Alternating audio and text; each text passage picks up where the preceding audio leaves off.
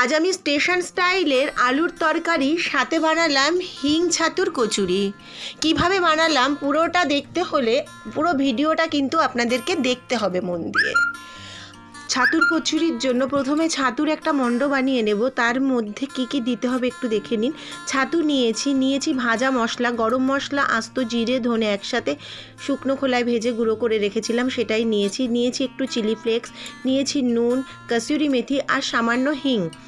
এইগুলো দিয়ে এই ছাতুর একটা মণ্ড তৈরি করে রাখতে হবে, একটু শক্ত শক্ত। আলুর কচুরির জন্য কাঁচা লঙ্কা আর রসুন থেতো করে নিতে হবে, একটু আদাও দিতে হবে। আদা যেহেতু আমার কাছে বাটা রয়েছে সেই কারণে আমি আর থেতো করলাম না।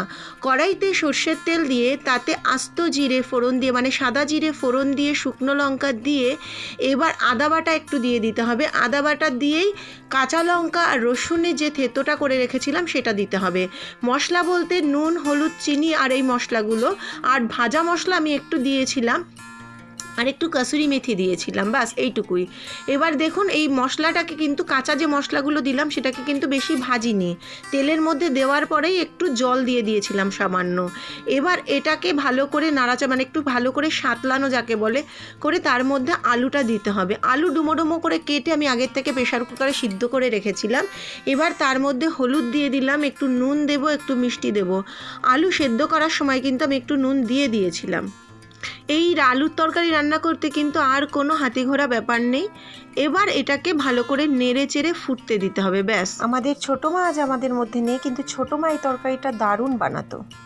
হ্যাঁ, আমি একটু কসুরি মেথি দিয়ে দিলাম। কসুরি মেথি যে কোনো নিরামিষ রান্না বলুন, আমিষ রান্না বলুন, তাতে কিন্তু একটা এক্সট্রা ফ্লেভার আসে। বিশেষ করে এই ধরনের আলুর তরকারি, ঘুগনি, তরকা, চানা, এই ধরনের রান্নাগুলোতে দিলে কিন্তু দারুণ হয়। এই তরকারিটা একটু ঝোলঝোল হবে, সেই কারণে জল কম হয়ে গেছিলো, আমি একটু গরম জল করে এর মধ্যে দিয়ে দিলাম। ব্যাস এই পর্যন্তই। এবার এটাকে ফুটতে দিতে হবে।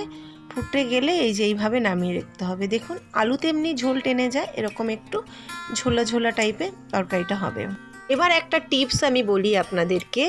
কড়াইতে যখন লুচি, পরোটা বা কোনো কিছু বেশি ভাজাভাজি, বেশি রান্না কিছু করি, আমাদের কড়াইয়ের পেছন দিকটা কিন্তু পুড়ে যায়। মানে ওই খুন্তি দিয়ে যতই আমরা সতর্কভাবে জিনিসটা তুলি না কেন, একটু তেল গড়িয়ে তো কড়াইয়ের পেছনে লাগে, এবং সেই কড়াইটা পুড়ে গেলে কিন্তু তুলতে খুব কষ্ট হয়। আমার ছোটো মাসি শাশুড়ির কাছ থেকে একটা টিপস আমরা শিখেছি, এটা আমার শাশুড়ি, আমরা সবাই করি।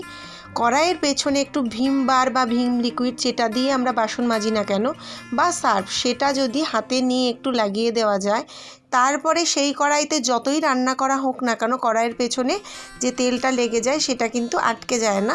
মেন ব্যাপার হচ্ছে কড়াইটা মাজতে খুব সুবিধে হয়। একবার মানে মাজতেও হয় না, ওটা যদি একটু ধুয়ে নেওয়া যায় তাও কড়াইয়ের পেছনটা একদম ঝকঝকে হয়ে যায়। এবার আমি কচুরির জন্য পুর ভরে নিয়েছিলাম, দেখুন।